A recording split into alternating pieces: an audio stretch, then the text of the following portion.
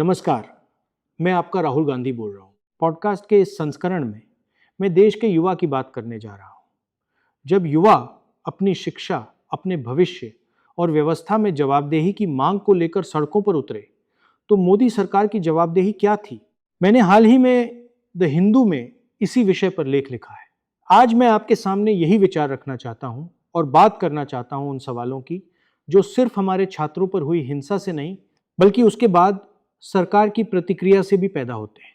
20 जुलाई 2026 को भारत के युवाओं ने एक निष्पक्ष शिक्षा व्यवस्था और पेपर लीक के लिए जवाबदेही की मांग करते हुए एकजुट होकर आवाज उठाई।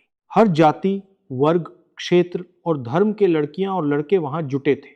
उनमें न्याय मांगने का काफी साहस था, अपने संवैधानिक अधिकारों को समझने के लिए पर्याप्त विवेक था, अपनी ही पीड़ा पर मुस्कुराने के लिए पूरी संवेदनशीलता थी और उन्हें यह भरोसा था कि वे लड़ सकते हैं और जीत सकते हैं। देश ने इन प्रदर्शनकारियों को आश्चर्य और सम्मान के साथ देखा। जब वो गा रहे थे, नाच रहे थे, हंस रहे थे, एक दूसरे का हाथ थामे साथ खड़े थे, उनके प्रतिरोध ने न केवल उनकी अपनी पीढ़ी के दर्द को आवाज दी, बल्कि उन करोड़ों भारतीयों की पीड़ा को भी अभिव्यक्ति दी जो कष्ट झेल रहे हैं पर भय के कारण मौन है।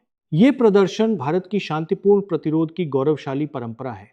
वही परंपरा जिसने हमें स्वतंत्रता दिलाई और जिसे संविधान का अनुच्छेद 19 संरक्षण प्रदान करता है। फिर भी सरकार ने युवाओं की आवाज को क्रूर दमन से कुचलने की कोशिश की। उन पर आंसू गैस के गोले बरसाए, कीलों से, जड़ी लाठियों से हमला किया और पैलेट गनों से हमला किया गया। 19 वर्षीय साहिल लोचब, जिससे मैं मिला, उसके शरीर के ऊपरी हिस्से में बहुत शीशे के पैलेट धंसे हुए थे। एक पैलेट उसकी आंख में लगा, जिससे संभवतः उसकी आंख की रोशनी चली जाएगी। लाठियां लिए पुलिसकर्मियों ने युवा महिलाओं पर बेरहमी से हमला किया, जिससे कई महिलाओं के निजी अंगों में चोटें आईं।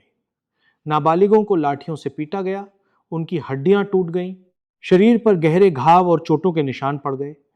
बिहार के सीवान में प्रदर्शन कर रहे विद्यार्थियों पर AK-47 से गोलियां चलाई गईं, जिससे अनेक विद्यार्थी गंभीर रूप से घायल हुए। इस अवैध और असंवैधानिक हिंसा के लिए किसने अधिकृत किया?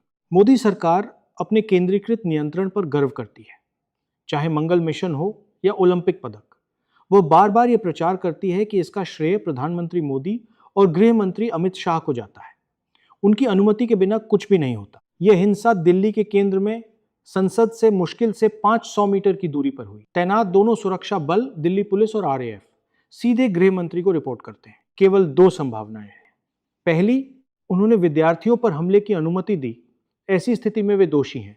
दूसरी, उन्हें इसकी कोई जानकारी ही नहीं थी, ऐसी स्थिति में वे पूरी तरह असमर्थ हैं।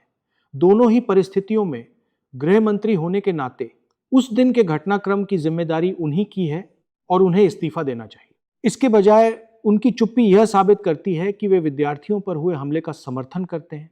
उन्होंने ना तो किसी जांच के आदेश दिए हैं और ना ही कोई बयान जारी किया है।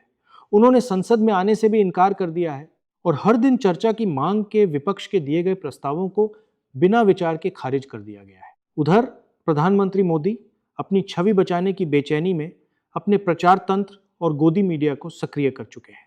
युवा प्रदर्शनकारियों के खिलाफ FIR और हिरासत की कार्रवाइयां लगातार जारी हैं ताकि उन्हें डराया जा सके।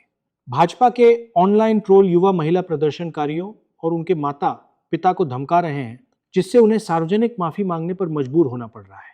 प्रधानमंत्री मोदी ने स्वयं एक वीडियो जारी कर भारत के युवाओं को माफ किया क्योंकि उन्होंने अपने विचार व्यक्त करने के वैध अधिकार का प्रयोग किया था। यह कितना विचित्र है कि एक प्रधानमंत्री अपने ही नागरिकों को माफ करे जो केवल जवाबदेही की मांग कर रहे हो। चूंकि प्रधानमंत्री मोदी स्पष्ट रूप से वास्तविकता से बिल्कुल ही कट चुके हैं, मैं उन्हें चेतावनी देना चाहता हूं। देश भर के युवा जाग गए हैं, उनकी छवि नष्ट हो चुकी है और अब वह छवि फिर कभी नहीं बन सकती।